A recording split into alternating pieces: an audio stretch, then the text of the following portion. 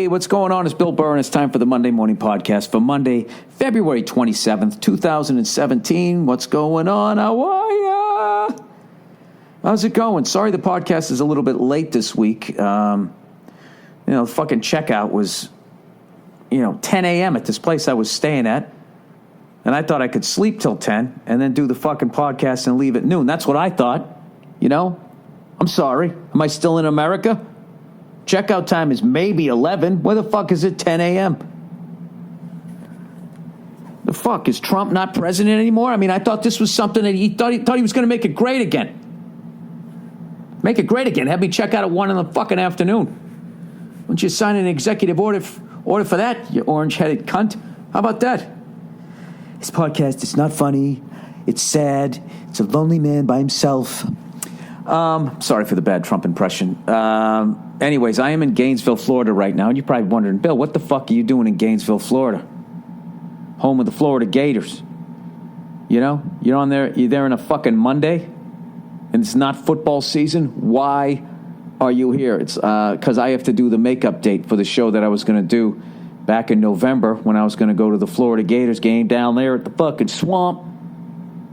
I was going to do that and go to the Florida Gator LSU game. And that game got rained out. Whatever. They had a fucking hurricane and everybody freaked out because Jacksonville was going to get the shit kicked out of them.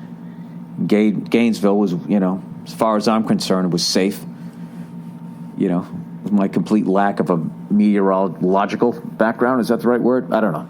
So I'm back here. In February when nothing's going on. Oh, shit. What about their team? What if their fucking basketball team has a game tonight? Maybe that's it. Maybe that's what's going on. I don't fucking know. Anyways, I'm here in fucking Gainesville. Had a great time this whole weekend being out there in Daytona Beach, Florida. And Jesus Christ, dude. Some of the fucking locals in Daytona, your heart just goes out to them. You know what I mean? It's just it's all those people that people in Hollywood trash. You know what I mean? It's just a bunch, a lot of fucking white people that are just, Jesus, life is just fucking kicked the shit out of them. Not saying everybody, but I'm just saying. I fucking came into town. I'm fucking walking down the street the first night. I got video of this. I'm walking. There's like a fight about ready to break out outside of a pizza joint. And everybody there is like my age, except they look my age. You know what I mean? They might have a better hairline, which isn't hard with me, but they're just fucking fat. Fucking big, fat, fucking, what's that, Prilosec shit that people eat? What's it called? That shit Larry the Cable Guy talks about, right? He goes, fucking Prilosec ATC. When you fucking go out and you eat a whole fucking pig and your stomach's like, what the fuck did you just do to me? Rather than not eating a whole fucking pig again, you can take this shit and it'll make it feel like eating a whole pig yourself is okay. That shit. They had those bodies. A lot of cargo shorts that were just frayed at the bottom. A lot of bad tattoos. A lot of fucking people that look like, even if they weren't on drugs, when people do drugs for so fucking long, there's only so coherent that you can get back to. We went to this fucking restaurant right on the strip, and this fucking lady, Jesus Christ, if she wasn't high, she had just done so many fucking drugs. She brought the fucking wings over, right? And they were like, they weren't ice cold, they were room temperature, which is fucking ice cold. And I'm like, yeah, and I hate sending food back. We're sitting in this fucking restaurant, right? And we're sitting in, it's like basically a NASCAR. Because we're there to go to the Daytona 500 the next day, right? It's like a NASCAR that they cut in half and put a booth in the middle of it, right? Or some shit. I don't know what the fuck it is. And we looked up later, and evidently this was the worst restaurant. Me and Nate ended up going to this fucking thing. Ended up being the worst restaurant. It wasn't bad. I ordered it looked shady. And the music they were playing like ZZ Top, She's Got Legs. They played George Thorogood twice. They played Yes. owner of a lonely heart. I was just sitting there. It felt like it was 1985. I was joking on stage that night. I was waiting for fucking Marty McFly to come walking in. Keyword there, fly. And there was just some guy walking around sort of mouthing the words to this George. And it wasn't even a good George Thorogood song. It wasn't Bad to the Bone or that whatever, that fucking one whiskey, one scotch, or one beer. It wasn't that one. It was that cover. That my back door. Now my bitch don't come no more. Moving on over. Rocking on over. It's just sitting there going, oh my God. The waitress fucked up every possible way she could have fucked up, other than just blowing her nose into the bread. I mean, other than that, every fucking thing you could do, she fucked up. It was hilarious. I felt bad for her. I could see, she just, we all do it. We all do it in my business. We stay out there too long. Madonna did it. She's still twerking. She's like 60. It's like, Madonna, for the love of fucking God, can you dress your age? Okay? Can you have a shred of fucking decency for yourself so that people can just, in a general sense, look in your direction? You know what I mean? There was a bunch of guys down on Daytona Beach dressing the way Madonna was dressing. There was a bunch of fucking guys my age still wearing tank tops where your arms have no muscle definition anymore. It's just, it looks like, you know what it looks like? It looks like, when somebody has like cankles, that part of the leg where it just, there's no shape to the calf. That's what the arm looks like. And it's all fucking flabby and just these awful, horrific fucking tattoos. Just shit you pick off a wall. Somebody with the shakes just puts it on your fucking arm, man. So she comes over. By the way, when you go into a place like that, because once I sit down, I'm not leaving. Just go with the grilled cheese. You get a grilled cheese sandwich, and what can they do? You know what I mean? Fucking Nate ordered a hamburger, and I was just like, all right, dude. But if you get fucking Ebola, I mean, I don't want to hear you bitching about it, or whatever, E. coli, whatever you get. I knew it was something with an E. So she comes over, and she's just like, hey, well, it was like 1 p.m. The sun just fucking blazing through the windows. She's just like, hey, welcome. I'm going to be your waitress for this evening. And she caught herself saying evening, and she just fucking plowed forward. We got specials here. It was like listening. It was like literally like listening to a cell phone going in and out, right? And she brings the fucking orders over, and she kept going, how's your meat? Which I've never heard anybody say that. I ordered a burger and the wings. I got a little dangerous with the fucking wings, and I had the grilled cheese sandwich, and I think it was just too much for a fucking blown out brain to try to remember what kind of protein we ordered. So she just kept coming over going, how's the meat? She came over, she gave me the burger, she gave Nate the fucking grilled cheese sandwich. We had to swing that fucking thing around. The chicken was fucking stone cold, and she started to like turn sideways when she fucked up the order, and she was like almost trying to hide behind her own shoulder. She's like, I'm sorry, I'll have the manager take it off. I really apologize. And she fucking disappears and comes back 2 seconds later, which was a big thing in Daytona. Ordering food that should have taken at least 15 minutes, and it returned in like 2 seconds. It was very disturbing. Because the first night when we saw those fucking old guys with the flabby arms pushing each other outside that fucking pizza parlor, I'll take you through the whole fucking shit show. We went into this place that we thought was a Hooters. A fucking Hooters! And I'm like, I'm not eating it here. Any place that is sort of in the sex industry, it's got 1 foot in the sex industry, I'm not ordering food in. So I went in there and got a beer. And we walked in, and the chicks didn't have Hooters. But they all had asses. And they had shorts like up their ass, like half their fucking ass was hanging out. And it was just, it was a shit show. And we're trying to figure it out. We're like going, what the fuck? What the kind of fucking Hooters is? Is Hooters finally admitting that hip-hop went mainstream about 25 years ago, and now they're focusing on asses? And it wasn't until the next day we walked out we realized it wasn't a Hooters. It was some wings joint.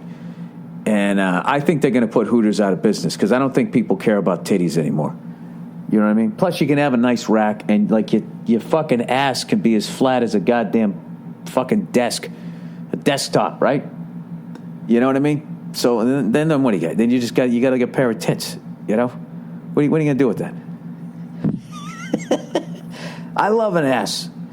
And you can't have a nice ass and be out of shape. It just doesn't fucking work. That is the nucleus of the body. If that's fucking in shape, then everything else is fine. You can have a fucking pair of tits on you, you know what I mean? And it can just be a shit show when you go south. You know what I mean? That's like, guys when they keep lifting weights, and they just keep trying to keep their chest out in front of their beer belly, and they keep pushing the jeans down further and further, so they still have their 32-inch jeans, By the way, I think white people were the first one to wear saggy jeans, I think we were the first ones to do it, and that was with the guys who just refused to buy a 34-inch, then a 36, 38-inch waist. They just kept pushing it down and letting their fucking stomach come out over the top. So anyways, she's like hiding behind her shoulder, going, "I'm sorry, I haven't managed to take it out." So she fucking... Oh, no, I remember what I was trying to say. Yeah, how quickly the food came. So the night before, we went out, after we left the fucking, the bar where these girls had to walk around with half of their fucking asses hanging out. And now that I'm a dad, it was even worse. I just kept thinking, what if my daughter ends up working? This is I wanted to meet the father of all these guys and be like, what did you do that had them end up here so I don't do it, so my daughter doesn't end up here? So we go down the fucking street. And we go to this other fucking bar. They're like, they got a biker bar down there because, Daytona has that fucking crazy biker week and some shit out here. And I'm just like, all right, I am not a biker, and I'm not going to go in there and get fucking, I don't know, a pool cue fucking shoved in my ear. I don't need this shit, right? So we go to this other bar. It's sort of a sports bar. We walk in, everything's cool. So I ordered some food. I go, let me get the, what's the raw tuna? It's not sashimi. Is it tuna tartare? Tartare? Is that what I ordered? In this fucking sports bar. Why would you order raw fish in a place like that? It's fucking nuts, but I did. And I ordered chips and salsa. And I swear to God, this woman walked into the kitchen. They had the in the outdoor, the swinging doors. She walked in there, and the door went pop it, and then she came walking right back out, and with the fucking food, disturbingly. Like, it came back so fucking fast. The look on my face, Nate was fucking crying, laughing. And all I can say about the food is you shouldn't have to chew raw tuna. It should be like butter. Like melts in your mouth kind of thing. And I was chewing the shit out of it. So anyways, back to the fucking other place. This is so stupid that I'm fucking shitting on the food there. When you're sitting in a fucking NASCAR that's been cut in half and they put a fucking booth in the middle of it, can you really complain about the food? Well, you know what? I have an hour to fill here, so I'm gonna. So this poor woman who, probably had some shitty dad and she ended up doing drugs is trying to get her fucking order right. And, the guy's walking around mouthing the words, moving on over. And this guy in the corner starts eating this burger, dude. And I can't even tell the way he was fucking attacking this burger. I was crying, laughing, and I had to, I had to do like that. When you're with somebody and the person you're laughing at kind of catches you looking at him, and then you want your friend to look at him too. So you got to do like that kind of that stretch thing where you look back. Fortunately, there was a flat screen TV above his head. And I just sort of, like, without even, like, a ventriloquist, just went, just turn around and look at the TV. Did, like, one of those things. And, dude, the way this guy he attacked this burger, like, he lunged at it. Rather than, like, it was almost like someone else was holding it, was the way. He was trying to steal a bite of somebody else's burger. That's the way this guy was eating. Like, his first bite into the burger, he fucking lunged at it so hard, he hit himself in the face with, like, the lettuce. They had this big piece of, like, fucking romaine lettuce hanging off the side, whatever the fuck it was, iceberg lettuce. And when he lunged in at it, it fucking hit him in one of his eyes, and he had to stop and blink, and then he came up higher and just lunged at it again. He was eating it like a fucking Komodo dragon. They just sort of fucking lunge at something and just saw and rip away. It was a fucking animal. And every time he would lunge at this thing, I could not look at him, and I was crying, laughing. And of course, by 3 bites, he looked over and he caught me looking at him, laughing. And then I looked at Nate and I pointed at the menu like I was laughing, like, oh my God, they have chicken fingers. Isn't that hilarious? Like I was trying to somehow get away from it. But long story short, the grilled cheese was all right. The fucking wings were horrific, even when they were actually heated up. They clearly made them hours ago, the way they came over fucking ice cold, and then they brought me some hot ones like 3 seconds later. And so the lady comes over, and she picks up our check. She walks over the register, and in that short amount of time, she already forgot where we were sitting. And then when she came back, Nate picked up the check. She gave it back to me. It was fucking horrific, man. But other than that, Daytona Beach was beautiful. We did a show that night. Everyone's going to be like, what are you shitting on fucking Daytona for? Because that's what I saw. I didn't know where to go. So anyways, I played the, I want to say Peabody Theater. Because where I'm from, that's how you say it, Peabody. The Peabody Theater. It's like when you're in New York, it's Carnegie Hall. And when you're in Pittsburgh, it's Carnegie. All right? When you're in Massachusetts, it's Peabody. And everywhere else, it's Peabody. So we played the Peabody Theater. I had a great time. Did an hour and 20 minutes, all new shit that got left off of other hours. Just had a great fucking time. The crowd was awesome. Got a bunch of heckles, but they were all great. I like that shit. I don't mind when people yell out. To a point, I don't mind it. And I had a good time. And I made a point of saying that because sometimes people in the crowd go, sorry for all the fucking heckles. I enjoy it. I don't mind a lively, drunk-ass crowd. I'm a fucking drunk. Okay? And now that I've shit on everybody, that I met basically in a 12-hour period in Daytona, let's talk about we went to the race the next day. And by the way, thank you to everybody who came out to the show. I mean, it was such a big fucking event the next day. I mean, there should have been 3 people in the crowd, so the fact that it was sold out was fucking amazing. So thank you to everybody. I will definitely be back, but I will not be eating at that fucking place with the cars that are sawed in half. So anyways, plowing ahead here. So the next day we go to the race, and we weren't really thinking that there's going to be 250,000 fucking people.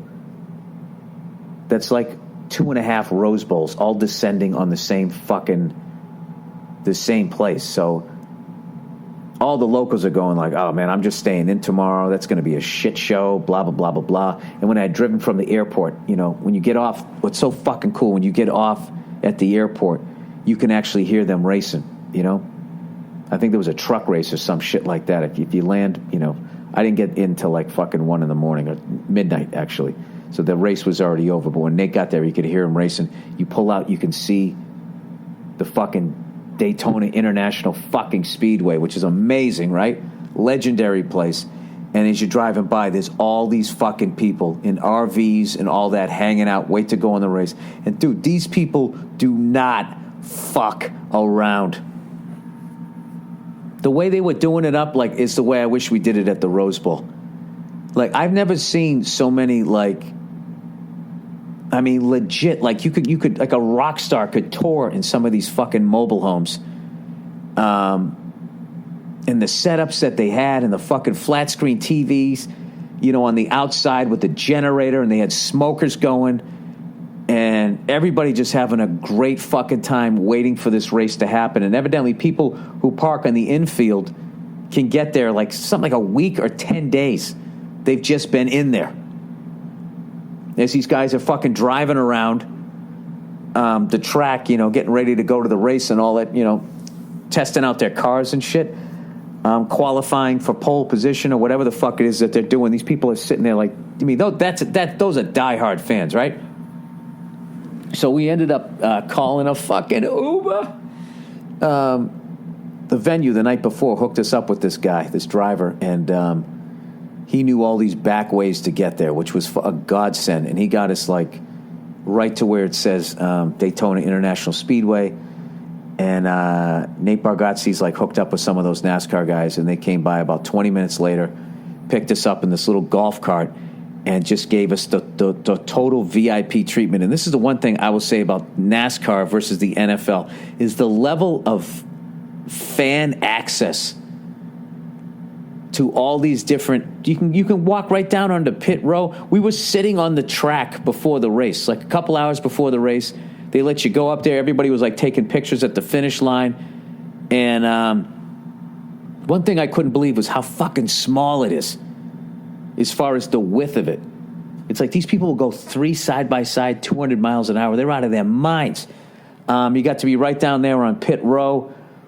I met Mario Andretti, got to shake his hand. And that was another thing, too, like just the array of like famous people that were there. I guess the appeal of NASCAR was fucking nuts. Like, you'd see Mario Andretti, which makes sense, race car driver. I saw Gronkowski, Guy Fieri. Who else? There was some fucking model, this gorgeous model there. Keanu Reeves.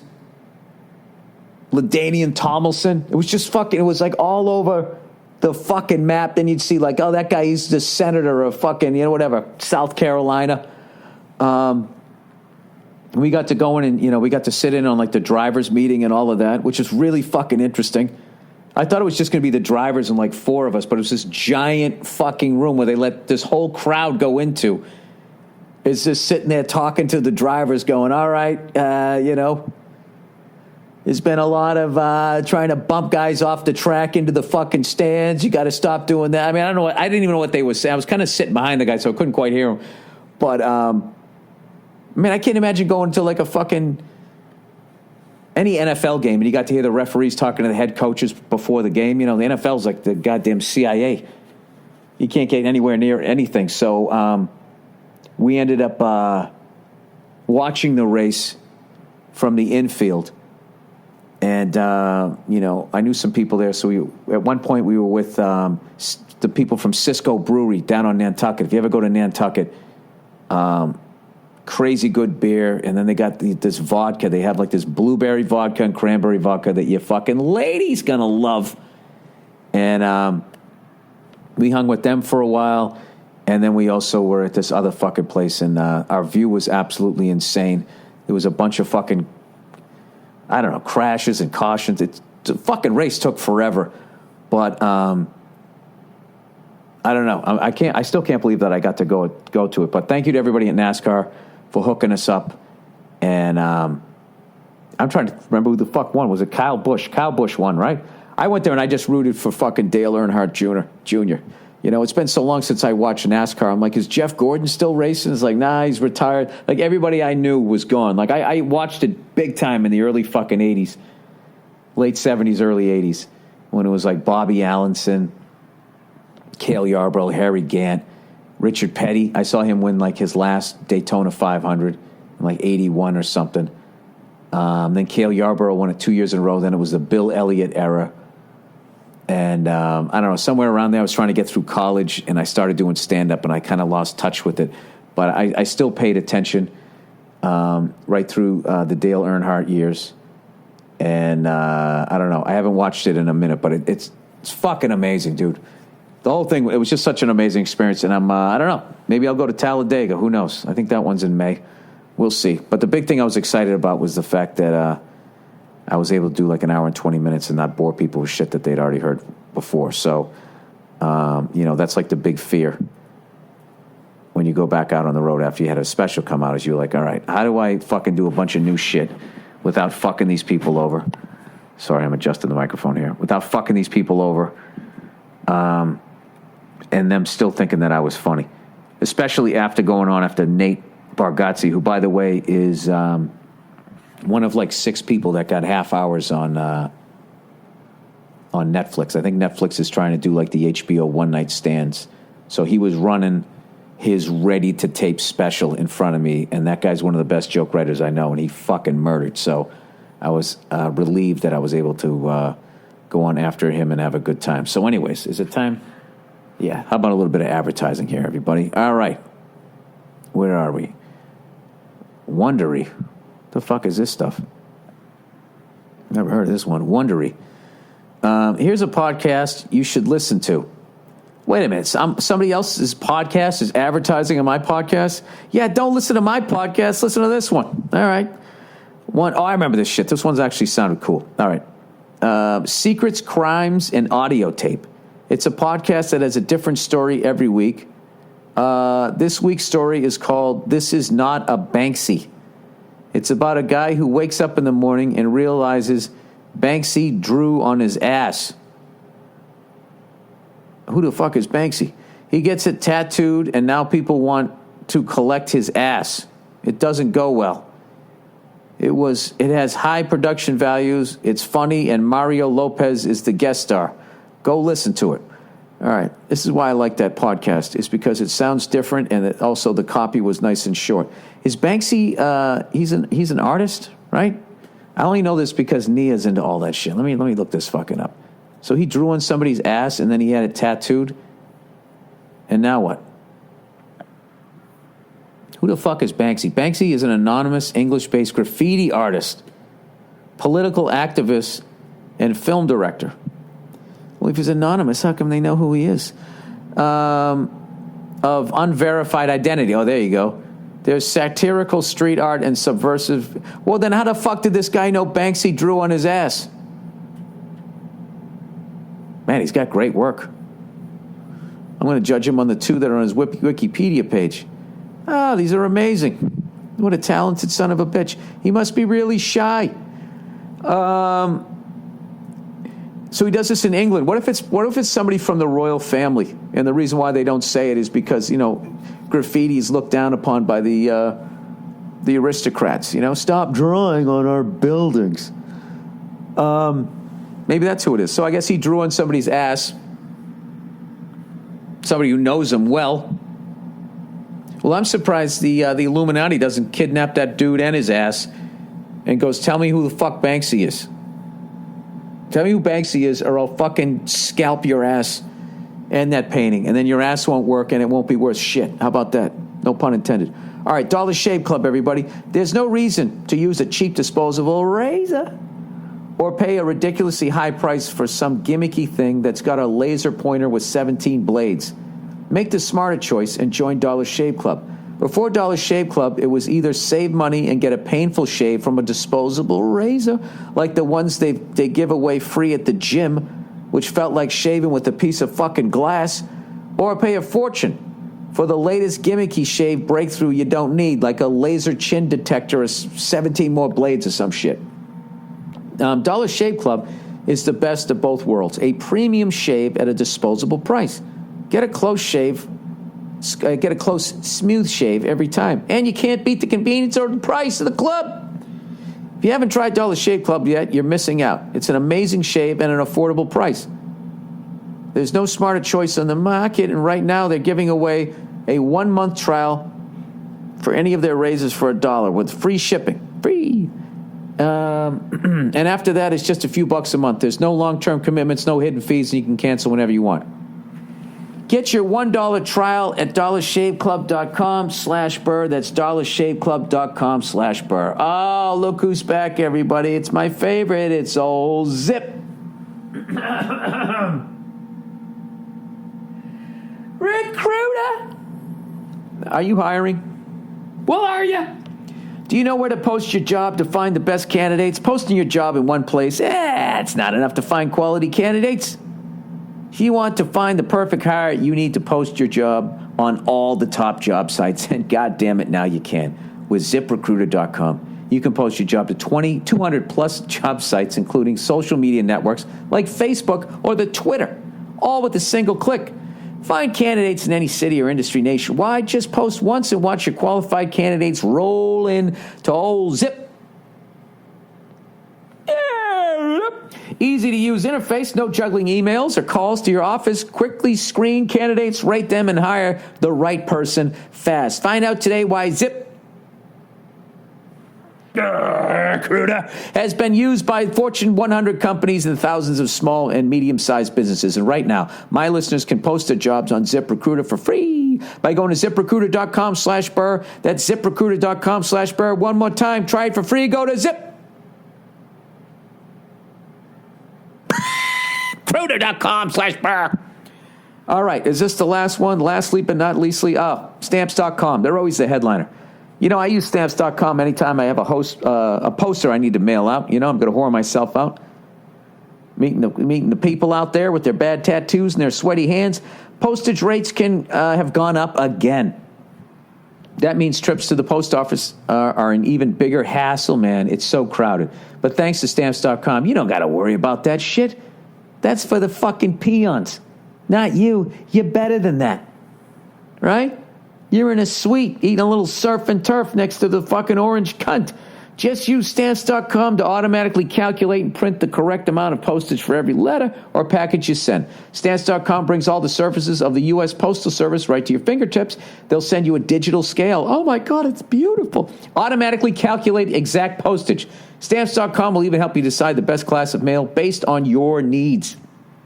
They give you postage discounts that you can't get at the post office, including 3 cents off every first-class stamp. Right now, use my code BURR, B-U-R-R, for this special offer, 4-week trial that includes postage and a digital scale.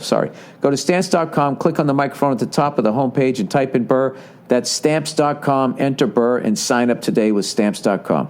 With Stamps.com, you'll never have to go to the post office again or listen to me read out loud again during this fucking podcast. All right, let me select all of this and then delete it so I can get to the fucking questions for this week.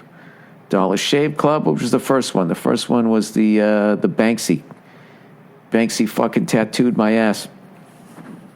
All right. Oh, by the way, everybody, I mentioned lately that I'm going to be starting to post some videos up to my YouTube page. I'm going to a bunch of videos from the Daytona 500. I'm going to have at www.youtube.com/users/Monday Morning Podcast.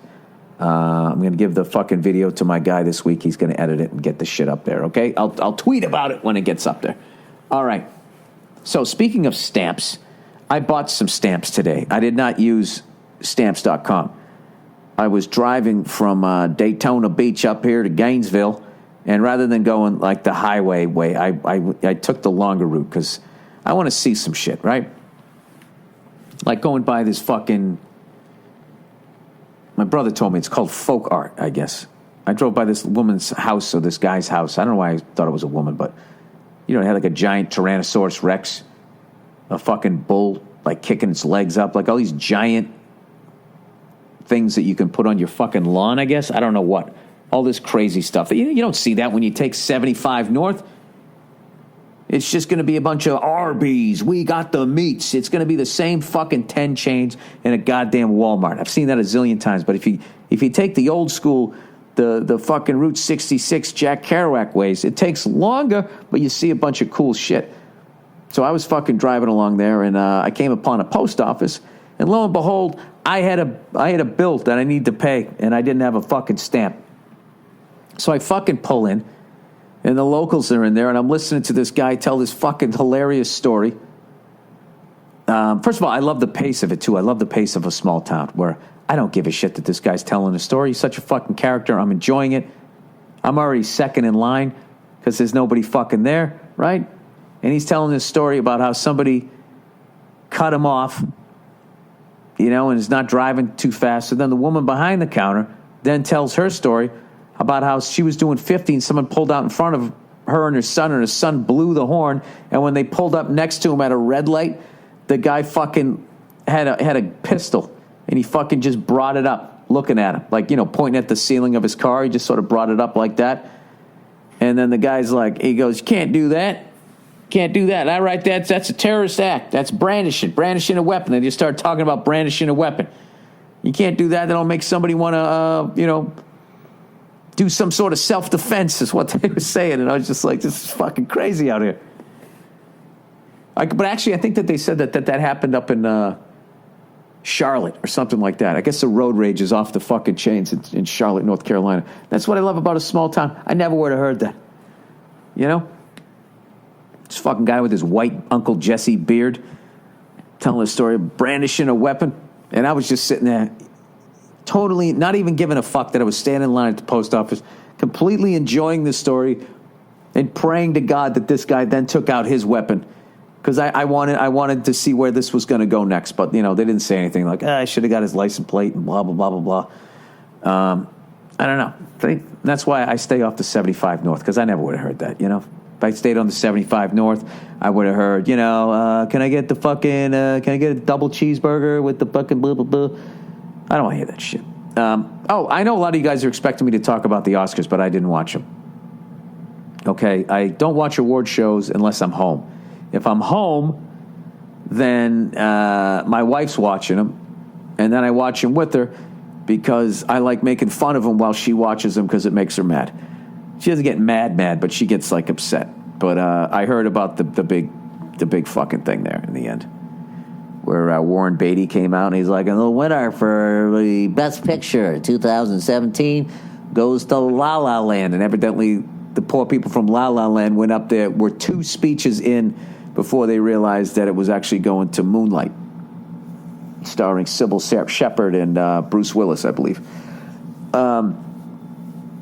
I don't know what the fuck happened. All I know is once I heard that happened, I didn't want to watch it.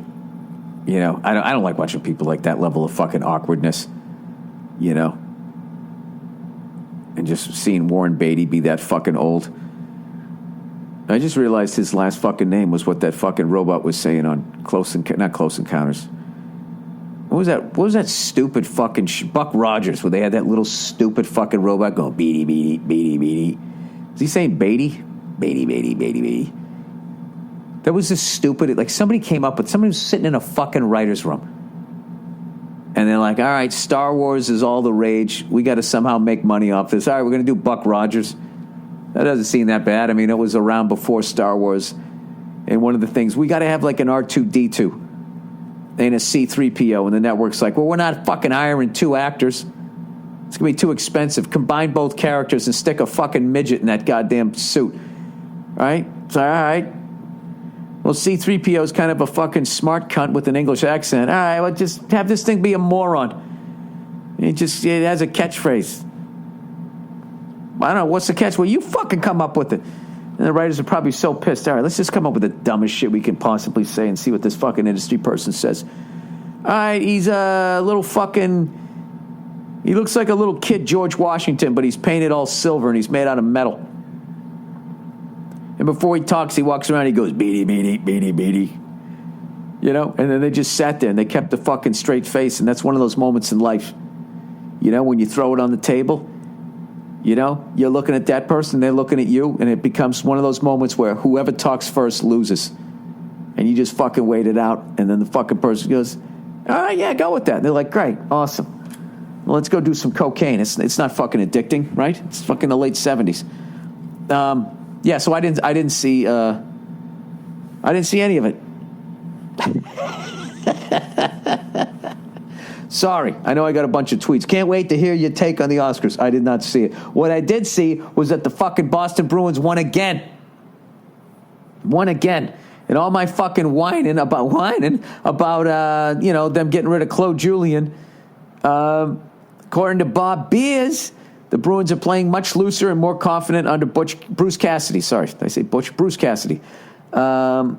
So with the new man on the bench, the Boston Bruins look like a new team. The Bees are 6-1 since Bruce Cassidy took over as interim coach, averaging 4 goals per game while scoring the first in 6 of those contests.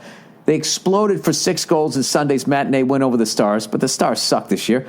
And 98.5, the Sports Hub Bruins analyst Bob Beers says he's seen a much looser and more confident team take the ice since Cassidy took over for Claude Julien. They have a little more leash and a little more freedom to make some plays, not to the point where they're being reckless or carried away, leaving themselves exposed at the other end, but they're encouraged to play more offensively. I got to tell you, man, they've been playing great. So I don't know what it is. So, I guess I was wrong. I still think Claude Julien's a fucking great coach. What are you going to do? Maybe everybody needed a change. Maybe that's what it is. Like you stay with the same person for a while, you just get sick of them. And this is like the new girlfriend. You're all excited. You can go all the old places, but it's new for the both of you to go there. I don't know. Well, all I know is it's fucking working. And I absolutely loved the Boston Celtics not making a move before the trade deadline. I think that was fucking genius. It would have been so fucking stupid to give up draft picks and some players that we had. You know that they were going to want like Marcus Smart and fucking Jay Crowder and a bunch of draft picks at the very least. We were going to have to fucking give up that to bring in who? Carmelo Anthony? You know? He's going to tell fucking everybody to clear out and then not get back on D. You don't need that shit. And even if he got us past the Cavaliers, nobody's beating the fucking Warriors this year, or we're certainly not. You give up all of that shit to do what? Come in second place instead of fourth? Who gives a fuck? Who gives a fuck? This is the Boston Celtics. We got to win another championship. The Lakers are lying about the amount of fucking championships they have. They padded their resume with one. We need to win another one, put a little distance between them. And I think this fucking move right here, being patient enough to just say, no, we're staying the goddamn course. We got all these draft picks. You know, who knows? Maybe that kid from Duke comes out. Tatum. Maybe he's one and done. Who knows? You know, they got that. Who's that other kid? There's some kid on Kansas. I guess he's like a point guard or something like that. I don't know what the fuck we need. I don't know shit about basketball. But I love not giving into the stupid pressure that, you know, you're supposed to make a move, you know, that'll make you better in the short run. But fuck over all the work you've been doing over the last 3-4 years. So, Danny Ainge. Love it. Absolutely love it. All right, let's do some reads for this week because I'm actually going to drive down to Tampa tonight. And I'm going to go... I'm going to go to the fucking Tampa Bay Lightning versus the fucking Ottawa Senators game tonight. Never been to a game there. We'll see how it is. All right, 4 reads. All right, this is what I got here. Oh, 4 reads was the advertising. It's not 4 questions. Let me get rid of that. Okay, boyfriend birthday gift. Hey there, Billy birthday boy. My boyfriend, my man, recently celebrated a birthday, and I contemplated for weeks what I would get him. After listening to many podcast episodes, I picked up on your advice to freshly single men. Get yourself all the sports packages. I took old Billy Boy's advice and bought my guy a subscription for NHL TV. Holy shit, you're a fucking angel. For the remainder of the hockey season, parentheses, go Pens. That's great, too. So his team is a contender, so it'll be fun to watch. And NFL Sunday ticket for the upcoming football season. He's beyond thrilled. Of course he is. Thanks for the laughs, and most importantly, thanks for the birthday suggestion. All right, ladies, did you hear that? You know what's great about all of that shit is it's so fucking easy to do. That's one phone call.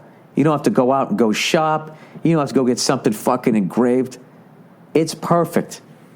And if anybody wants to outdo this woman, you know what you do is you get him the perfect chair to sit there and watch.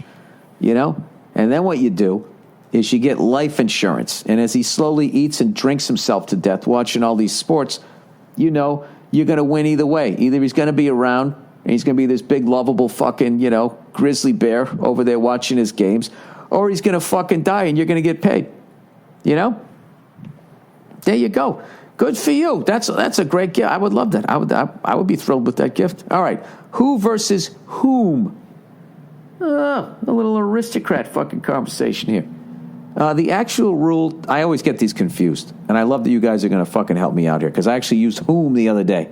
Somebody told me that when you use who is if you could substitute it with he or she. But if you're talking about a they or us or a soliloquy, then you use whom? I don't know. Anyways, he said the actual rule to use who with the subject and whom. Oh, the actual rule is to use who with the subject and whom with the object. So is the subject like a person? No, I don't. I'll never get this down. It's like lie versus lay. The baby on the bed lies down. But when you put the baby on the bed, the baby is laid down. All right, like how is that supposed to help me? All right, let's try to figure out the subject and the object. Oh, my God, I'm going to start fucking hyperventilating. This takes me back to high school. They call on you like, I don't know. Just give me a fucking 0. Jesus Christ. How many fucking times you got to call on me? I don't know the answer before you figure out you to call on somebody else. quarterback keeps throwing to somebody, they keep dropping the ball, they go to somebody else. You fucking idiot. Punt. All right, the baby on the bed lies down. All right, so the baby is the subject. Is the bed the object? But when you put the baby on the bed, that's an object. The baby is laid down. All right, well, what the fuck? Who laid the baby down versus Billy Blue Balls laid whom down? All right, I got to slow down. Who laid the baby down? Who laid the baby down? You did, you did. Shoot that poison arrow through my heart. Shoot that poison arrow. Thank you, good night. Took me back. I always sing that song to Nia, and I always say, whoever sings that fucking song, you know that they close with it, and then that's how they end that song. That's how they end it. They go, shoot that poison arrow through my heart. Shoot that poison arrow. Thank you, good night. You know, the surprise ending. Oh, I thought you were going to go through my heart again, but you didn't. All right, so who laid the baby down? All right. Versus Billy Balls laid whom down?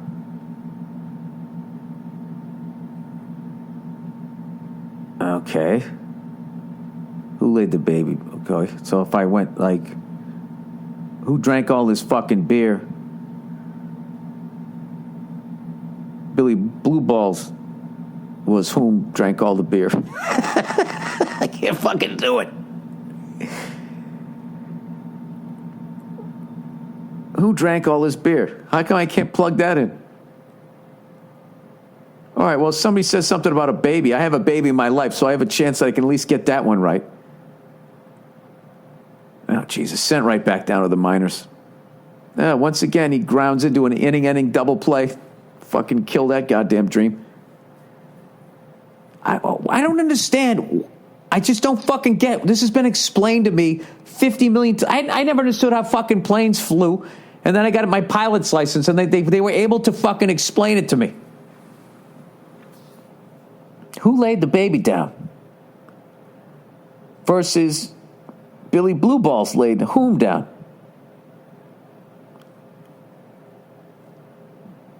All right. So I'm the subject in the first one. And then what? The baby becomes an object? Like, are you talking shit about my kid here? Billy Blue Balls laid whom down? The actual rule is to use who with the subject and whom with the object. So I'm more important than my kid, so I'm the object here. I'm the subject. But then that doesn't make any sense because a king has subjects and they have to do whatever the fuck he tells them. I'll tell you right now, I don't feel any closer to the finish line than I was. Jesus. The amount of empathy that I have for all the fucking teachers in my life. That this is the fucking putty they're trying to mold into something. All right. You know what's great? For Great Barrier Reef, for fuck's sakes, Bill, stop saying the Great Barrier Reef is dying. Get your pasty White Ranger arse down here. Get in the water and have a look for it. It's not dying. Yeah, it is, you cunt. What are you, a scientist? I'm going by what the fucking scientists are saying. And I wanted to go fucking snorkeling over there. They said, you better do it now because they're not going to let people go there much longer. If you don't know what a ranger is, that we Aussies call red-headed fucks like you. Ranger being short for orangutan. Oh, I guess, isn't that cute? Well, you know what? Maybe you can say that to me next time I come down there and do a fucking show. All right, why don't you do that? I don't give a fuck. You think I give a fuck what some cunt who lives at the bottom of the fucking world with like 3/4 of your goddamn country you can't even go to? The entire middle of that fucking continent you can't even live there. What else do you do? On Australia Day, do you drive around in your poor excuse for a fucking El Camino? Anyways. Oh, he's one of those fucking guys. It's fine. It's still fucking there. You know, I'm going to look this shit up right now. All right, Great Barrier Reef. Let me see what I get. Let me guess. Because it doesn't agree with you, then it's going to be fake news. Great Barrier Reef dead. The Great Barrier Reef is not actually dead. CNN. Dramatic. What about dying? Let me see dying. Dying. Let me see dying. Corals are dying on the Great Barrier Reef. Scientists have discovered an unprecedented die-off in the world's largest reef. The Great Barrier Reef yeah, there you go, right there, okay? Great Barrier Reef not dying. Australia insists. Oh, I get it. This is your big tourist attraction. This is your Ferris wheel. So you want people to keep flying down there so they can jump in the water with a bunch of great white sharks because there's nothing to see on land down there because 3/4 of your fucking country is unlivable. And God knows if you go out there, it's so fucking unlivable. That's why the snakes and everything down there is so fucking poisonous, because there's such a lack of food. That a snake, if it just grazes somebody, they got to make it count, because God knows they're not going to see anything else edible for fucking weeks. Australia insists that it's not fucking dying. I love it. Okay, well, that's fucking credible. That's how you make all your money. All those fucking cunts going down there in their scuba gear because they learned how to hold their breath and breathe underwater in a fucking swimming pool, and they got themselves a little scuba card, and now they're going to go into God's swimming pool, a fucking ocean. All right? That's got all this shit that can kill. Oh, my God. That's what it is. Okay, I get it. I'm sorry. I was fucking with your tourist attraction. That'd be like you guys down there saying that you can't go up into the arm of the Statue of Liberty anymore. It's going to snap off. It is dying, you stupid fuck. All right? All right. Anyways, I absolutely believe that it is. Why wouldn't it be? All the shit that we're doing? Why would everything else is fucking dying? Everything else is completely fucked, but that isn't. Maybe I'm wrong. You know what? I looked it up. Let me look up not dying. Let's see what this said. Great Barrier Reef. But if this is all from fucking Australia, I'm not buying it. Great Barrier Reef not in danger. Give me a big picture of fucking Trump scuba diving. The Great Barrier Reef not, quote, in danger. Tourism and mining groups have welcomed a whatever recommendation that the Great Barrier Reef be left off the World Heritage in danger. Yeah, tourism, mining, these people all make money off it. Should the Great Barrier Reef be listed as in danger? UNESCO, Great Barrier Reef is not in danger but needs care. UN experts say Great Barrier Reef is not. Yeah, this is all because you're not making money off of it. Great Barrier Reef outlook poor but not in danger. This is like what you guys are doing with the Great Barrier Reef now is what we do with our food supply. You know, it's not the best for you, but it doesn't necessarily cause cancer. And you know what, buddy? I hope you're right. I hope it isn't. But I know good and goddamn well that you're not a fucking scientist. I know I'm not a scientist. And I know that scientists say that it is fucking dying. But anybody, from what I just did, my research for 30 seconds, was anybody that makes money off of it says that it isn't. So, I don't know. If you can write me back with a fucking scientist or some sort of fucking group of them that don't make money off it, are not getting paid to say that it's fucking dying, it's not dying, then I'll believe it, okay? So whatever. I'm still fucking open-minded. All right, Obama news censorship. Hey, Mr. Bill Burr, I have listened to the past couple of podcasts where some of your listeners have messaged in about Obama's supposed censoring of news media, and after a bit of further research, it seems like they are most likely inaccurate or just wrong. Now, let me ask you this, sir, because I looked it up, okay, and from what I could tell, it was accurate, but what I'm guessing is you're an Obama fan, so now you're going to tell me this is fake news. Now, you just saw where I was able to look up shit where it said it was dying, and then it isn't dying, and it's just all what you choose to believe, right? While the bill is real, the conclusion that it would cause the shutdown and silencing of dissenting opinions seems incorrect. It's supposed to find the identity when foreign countries are involved in spreading propaganda to allow U.S. news sites to know where information is coming from. I have a liberal bias and am probably overlooking some things. Oh, there you go. This guy's an adult. Okay, you know what? I take back everything I said. But it seems like that the bill is not nearly as bad as certain sites are making out to be, which I would agree with, because that's going to be the Fox News people. Thanks for the podcast and the latest special. This is what I would guess, which is obviously a total guess because I'm a fucking moron. I'm guessing it's not as bad as people on the right are saying it is, but I am definitely of the belief that there's always that wiggle room in there that, you know, is they're preventing something, you know, that everybody wants to be prevented, which would be propaganda from our fucking enemies, which I actually don't even think is that bad. I'm not against hearing their take on things. But it would also allow them, it's kind of like, after 9/11, where it was just like, we need to be able to listen in on people's phone conversations. But if you're not doing anything wrong, it's not a fucking bomb, this is just for terrorists. And then it just becomes a way for them to spy on you even more. And then years later, you see that whole fucking Snowden thing, and he's taken off, basically saying, I'm not going to help you guys build this thing. The greatest nerd of all time is that Snowden guy. As opposed to those other fucking pussies who just keep fucking,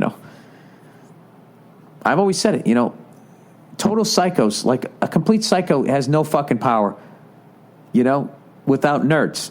Nerds give them the ability to be a psycho on a fucking global level. Okay, as nuts as Trump is, as nuts as fucking Hillary is, as nuts as fucking Bush, as nuts as all these fucking lunatics are. They're not shit without nerds creating the technology for them to, go psycho on a global fucking level. I mean, if it wasn't for fucking nerds, we'd still be attacking each other with sticks. I couldn't figure out how to make a gun. All right, lost my 401k. Hey, Bill. To cut to the chase, I'm 51 years old, divorced. Son is in jail for hitting his mother, who is a lunatic. Oh, Jesus Christ. And I received a $49,000 settlement and blew it all on the California lottery.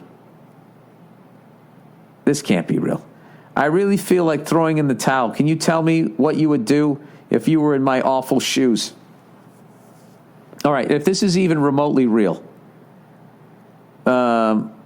Let's see, that's probably fake, but whatever. I can, but other people have completely fucked up their lives, so I'll talk to them. And you, sir, if you're actually telling the truth. The biggest thing you got going for yourself is that you're a moron and you fucked up your life. So I would sit down and I would look at the decisions that I've made, figured out why I made those fucking decisions. I refuse to believe that you're dumb enough to get $49,000 and spend all of it on the California lottery. I would think that some of it went to Burr, some of it went to Wade. Come on. You get $49,000, you didn't get yourself a new truck. I mean, come on. I don't know. Can you tell me what you would do if you were in my awful shoes? I would get a fucking job, first of all. I would stay away from your ex-wife. Your son's in jail for hitting your mother, so that would mean he's of age. So you're not paying any child support. So maybe there's some alimony. I don't know. I try to teach my son not to hit my mother. I mean, not mother. Not to hit his mother. I don't know, dude. You got water coming in from all sides here. I don't know what to tell you. If you get money, I would save it rather than gamble it away. And but you're only 51 years old, dude. This is what I would do. I would start P90Xing, get a little bit of fucking self-esteem, and have a little more belief in yourself that you can make it, other than trying to do a fucking 9 zillion to 1 shot, which you tried to cut down to 49,000 with 49,000 shots at 1 billion to 1. Yeah, dude, I don't know what to tell you, man. I think you're going to be fine. You're 51 years old. You still got some years ahead of you, but I would just, I wouldn't throw my fucking money away like that. I mean, I don't know how to give you advice if you blew all of your money on lottery tickets, but I don't want you to throw in the towel. You know what I would do? I would write a fucking book. Steer into it. Like it is the comics comic. You might be the loser's loser. Write a fucking book about it. Or make some YouTube videos and just tell your fucking story. Get some advertising, right? Maybe you can make a little bit of money that way. Shit, it's easy to make $49,000 off the fucking internet. There's enough people love people failing. Who the fuck's failed more than you? Turn it around. Turn that failing into a fucking positive. Tell your fucking story. Start going around to schools telling people what not to do. I don't know what you should do, but don't do what I did. Right? That's like country lyrics. They're always doing that shit. Like, I was thinking on the drive over here, Talking about this person in front of me who's driving so slow. I was like, Jesus Christ, you got all the time in the world. I'm like, that's such like a country lyric that they would flip around. You know? I got all the time in the world, and I don't want to go on living. You know, you see it's a juxtaposition there. You know what I mean? It's like I got all this time in my hands, but I don't want any time because my woman left me or something like that, right? It's like when a fucking a bull wants to fuck a cow, but ain't nothing around but a pig. You know what I mean? It's one of those type of things. I would just steer into it, sir. I would turn it into entertaining stories and somehow tell them. But I'm also a comedian. That's what the fuck I would do. Other than that, I would stay away from your ex-wife. And I don't know. I don't know what to do with your son. Try to set a better example by not blowing all your money on lottery tickets. Maybe that's the thing. I don't know. Sorry you're in that situation if you actually are. All right. Text sent to the wrong person at work. Oh, Jesus. This is never good. Dear Billy Graham Cracker Tits, I never thought I'd be in a situation where I needed to write into you like this, but here I am in a pinch. For the last couple of years, certain people at my work have been getting very relaxed with their work ethic and punctuality, so much so that another coworker and I have written an album of songs about its absurdity. Since our office is, well, maybe you can write a song about the guy who just wrote in above me. You know? You guys, you know, then you go on American Idol. I don't know. Anyway, since ours is an office of about 10 people, everybody's job directly relates to everyone else's, and it puts extra strain on the rest of us. Recently, two of the worst offenders, both ladies, not that it matters, have actually, but I mentioned it, have actually gotten promotions for some reason. With that said, this morning, I noticed one of the ladies accomplished a, quote, task in our project manager to bring food to an office potluck lunch. Being the snarky asshole I am, I took a screenshot to send to my like-minded coworker with the text, quote, think, and then the person's name, is going a little overboard here. Somehow she only creates to-dos she can get done. Can't get shit done for work, but for food, the bitch is all over it. When I didn't hear back from him after 10 minutes, I felt this first wave of panic. I knew it immediately. The text had been sent to the lady. Yeah, because what happens is you're thinking about that person, and you're thinking about their name, and oh my God, we've all done this. Completely flustered, I sent a flurry of apology texts, but she didn't respond. All this was happening around 8:30, which is when people are supposed to arrive. This worker usually shows up around 9:45 or 10, but that's beside the point. Well, can you unsend a text? I don't know. Does some nerd know how to do that? Anyways, after I didn't hear from her, I checked the calendar and saw that she was on vacation for the next 10 days. Oh, no. But I know she got the text, and now I'm worried about what she thinks and whether it's going to be weird in the office. What do I do? She's not a bad person, and you called her a bitch too, and I have to work with her regularly. Before realizing she was out, I already bought flowers and put them on her desk in order to cover the stench of my own failure. No, dude, you can't, because she knows what you really think. I'm guessing I shouldn't leave them there and let her come back to dead flowers either. Congratulations on your baby girl, and of course your latest special. Sincerely, I done fucked up.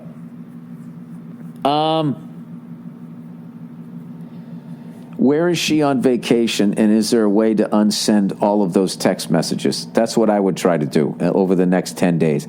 I would not apologize anymore. I would not give flowers. And this is what you got to do, dude. You got to fucking man up.